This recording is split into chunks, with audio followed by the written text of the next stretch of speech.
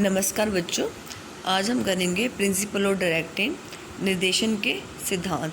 ठीक है, चलिए स्टार्ट करते हैं। निर्देशन के सिद्धांत पहला है maximum individual contribution, number 2 harmony of objective, number 3 unity of direction, number 4 appropriateness of direction technique, number 5 managerial communication, number 6 leadership, number 7 follow through. चलिए अब हम इन्हें एक एक करके पढ़ते हैं। पहला है हमारा निर्देशन के सिद्धांत में principle of maximum individual contribution, अधिकतम व्यक्तिगत योगदान का सिद्धांत। ये सिद्धांत क्या कहता है कि हर व्यक्ति में जितनी भी दक्षता होती है उसको फुल यूटिलाइज करना चाहिए, उसको अपना मैक्सिमम इनपुट देना चाहिए ताकि हम क्या कर सके, अपने ऑब्जेक्टिव को गेन कर सके। इसीलिए निर्देशन में भी क्या करना चाहिए, प्रबंधक को या मैनेजर को, जो भी एम्प्लॉइज़ है उसके अंदर जितनी भी दक्षता है उसका भरपूर प्रयोग करना चाहिए ताकि जो ऑर्गेनाइजेशन के ऑब्जेक्टिव है उनको हम प्राप्त कर सकें। चलिए अब इसको पूरा पढ़ लेते हैं। क्या कहता है अधिकतम व्यक्तिगत योगदान का सिद्धांत। इस सिद्धांत के अनुसार प्रबंधक को ऐसी निर्देशन पद्धति अपनानी चाहिए जिससे कर्मचारी क्या हो, मोटिवेट हो, अभिप्रेरित होंगे, मोटिवेट होंगे, तभी तो वो किसकी तरफ अपना प्रयास कर पाएंगे, संगठनात्मक उद्देश्यों को प्राप्त करने में। ऑर्गेनाइजेशन ऑब्जेक्टिव्स क्या होते हैं, प्रॉफिट, सर्वाइवल और ग्रोथ। ठीक है, तो हमें कर्मचारी को ऐसे मोटिवेट करना है ताकि वो क्या कर सके, अपने उद्देश्यों के साथ साथ संगठन के उद्देश्यों को भी प्राप्त करने में अपना योगदान दे सके। उन्हें पता लग जाए एम्प्लॉइज़ को कि अगर वो किसकी तरह मोटिवेट होंगे संगठनात्मक उद्देश्यों को प्राप्त करने के लिए, तभी उनके व्यक्तिगत उद्देश्य मतलब उनको सैलरी भी क्या मिलेगी, ज़्यादा मिलेगी। ठीक है, तो पहला था हमारे अंदर जितनी भी दक्षता है उसका हमें क्या करना चाहिए, भरपूर प्रयोग करना चाहिए। किसके द्वारा संभव है, निर्देशन के द्वारा ही संभव है। चलिए सेकंड देख लेते हैं। अब हम सेकंड प्रिंसिपल है हमारा डायरेक्टिंग का प्रिंसिपल है, निर्देशन का सिद्धांत सेकंड है उद्देश्यों का सामंजस्य।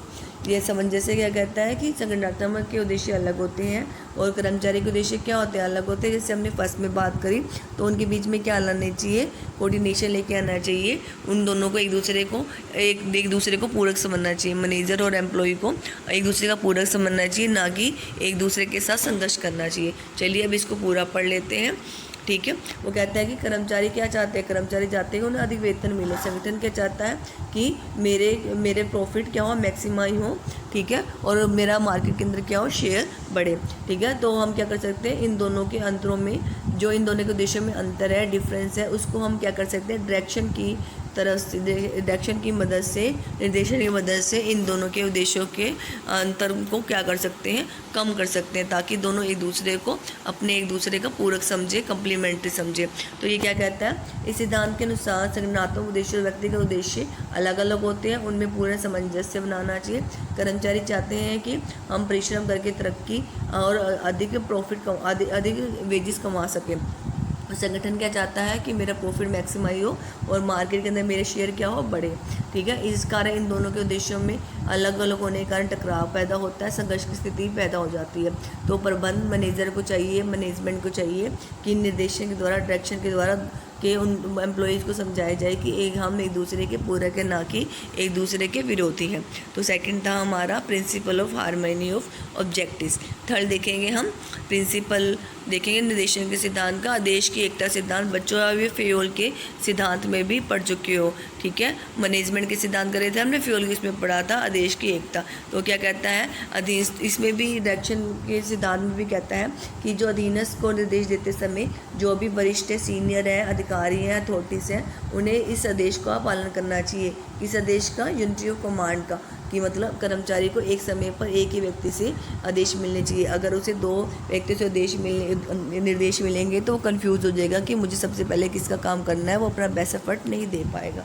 ठीक है, इस सिद्धांत के अनुसार एक अधीनस्थ को एक समय पर एक ही अधिकारी से आदेश मिलने चाहिए। यदि उसे अनेक व्यक्तियों से आदेश मिलेंगे तो वो समझ नहीं पाएगा कि मुझे सबसे पहले किसका काम करना है। तो हमारा थर्ड प्रिंसिपल था principle of unity of command. ठीक है, अब फोर्थ प्रिंसिपल देखते हैं हम, निर्देशन पद्धति की उपयोगिता का सिद्धांत, principle of appropriateness of direction. ये कहता है कि कर्मचारियों की ज़रूरतें अलग अलग होती हैं। ठीक है, जैसे अगर व्यक्ति अलग अलग है तो उनकी ज़रूरतें भी क्या अलग होती। इस तरह एम्प्लॉइज़ चाहे एक ग्राउंड लेवल पे काम कर रहे हैं, लेकिन हर व्यक्ति की ज़रूरत क्या होती है, अलग अलग होती है। कोई पर्सन पैसों से मोटिवेट होता है, कोई पर्सन शाबाशी से मोटिवेट हो जाते हैं। ठीक है, तो उसके अकॉर्डिंग हमें उनकी ज़रूरतों के आधार पर ही हमें उनको मोटिवेट करने के लिए ऐसी तकनीक अपनानी चाहिए ताकि जो हमने निर्देश दिया है वो उसको क्या कर सके, कंप्लीट कर सके, एम्प्लॉयज़ उन आदेशों का पालन कर सके।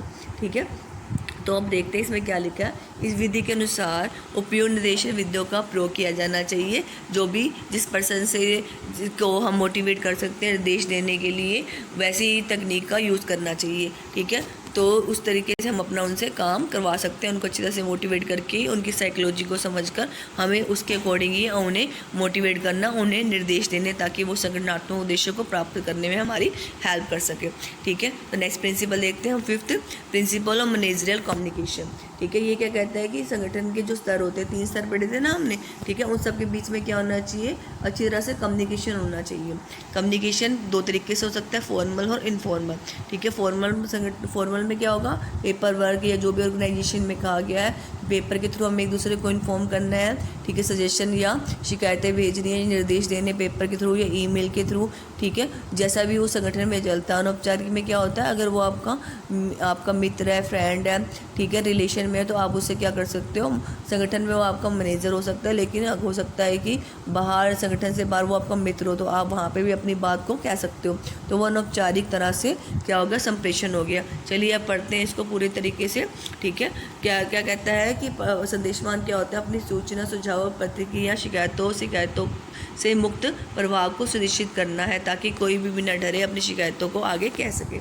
इस सिद्धांत के अनुसार प्रबंध द्वारा यह देखा जाना चाहिए कि जो कुछ कहा गया है, हाँ, अधीनस्थ ने हमारी बात को उसी अर्थ में समझा है या नहीं। ठीक है, जैसे हमने कहा काम करने के लिए, वैसे उसी तरीके से समझना चाहिए। अगर वो उस तरीके से नहीं समझेगा जैसे हमने उसको इन्फॉर्म किया, मैनेजर ने या उसके सुपीरियर ने उसको जैसा बताया गया, अगर वो उसको कर्मचारी उस बात को नहीं समझ पाएगा, तो वो बार बार ही अपने वरिष्ठ अधिकारी के पास जाएगा पूछने के लिए कि मुझे क्या काम करना है। इस तरह से दोनों का टाइम क्या होगा, वेस्ट होगा। ठीक है, तो जो भी हम कम्युनिकेशन अपना रहे हैं वही प्रभावी होना चाहिए। ठीक है, हम इस तरीके से कर्मचारी को निर्देश देना है ताकि उसे अच्छी तरह से बात समझ जाए कि उसे क्या काम करना है। ठीक है, नेक्स्ट देखते हैं हम अनौपचारिक संगठन का उपयोग। अनौपचारिक संगठन वही हो गया जो रिलेशन या फ्रेंडशिप के आधार पर स्थापित होता है। ठीक है, इस सिद्धांत के अनुसार वरिष्ठ, जो सुपीरियर है, और जो अधीनस्थ सबॉर्डिनेट है, उनके बीच में सूचनाओं का आदान प्रदान, जो भी कम्युनिकेशन होना है वो होना चाहिए। ठीक है, चाहे वो कैसे हो जाए, औपचारिक रूप से हो चाहे अनौपचारिक रूप से। अनौपचारिक में भी हो सकता है। ठीक है, अनौपचारिक में मतलब चाहे वो, अगर वो आपका फ्रेंड है तो आप उसको शाम को आपको वो पार्क में मिलता है तो आप उससे अपनी बात कह सकते हो। ठीक है, तो इससे क्या होता है, फॉर्मल कम्युनिकेशन के साथ साथ अगर हम इनफॉर्मल कम्युनिकेशन को अपनाएंगे तो संगठन में क्या आती है, मजबूती आती है। ठीक है, नेक्स्ट है अगला हमारा नेतृत्व का सिद्धांत, लीडरशिप। लीड करना, किसी को लीड करना, जैसे महात्मा गांधी जी ने हमें स्वतंत्रता आंदोलन में लीड किया। ठीक है, जो उनके न्यायी थे उनकी बातों को मानते थे, उसको फॉलो करते थे। इसी तरह से एक मैनेजर को भी क्या होना चाहिए, एक अच्छा लीडर होना चाहिए।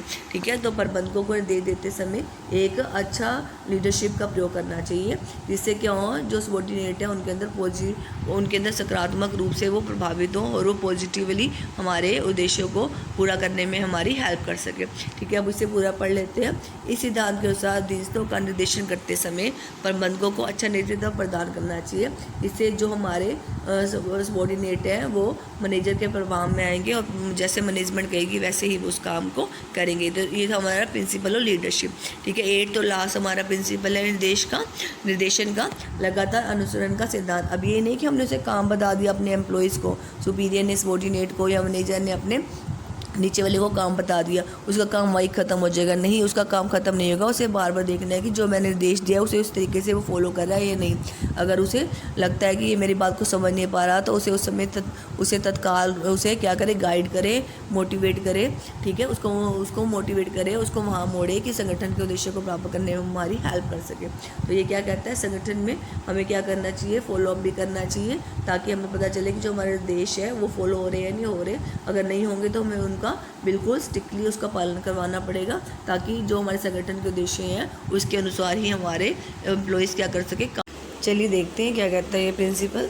इस सिद्धांत के अनुसार प्रबंध यह देखता है कि जो उन्होंने नीतियाँ निर्देश तैयार किए हैं क्या एम्प्लॉय उस सीमा तक काम कर रहे हैं या नहीं कर रहे हैं। अगर कर्मचारी उसका अनुसरण नहीं कर रहे, उन निर्देशों नीतियों का पालन नहीं कर रहे हैं तो उसका पालन करवाना चाहिए। ठीक है, अगर उनको कोई प्रॉब्लम है तो उसकी जानकारी लेनी चाहिए। जो काम किए जा रहे हैं उनका फीडबैक भी लेते रहना चाहिए, ताकि जो भी हमने नीति निर्देश लागू किए हैं उसमें लागू करने में कोई समस्या आ रही है तो उनके फीडबैक के द्वारा हम उनकी प्रॉब्लम जान के उनका सलूशन कर सकें। ठीक है, तो ये क्या थे निर्देशन के सिद्धांत। ठीक है, थैंक यू।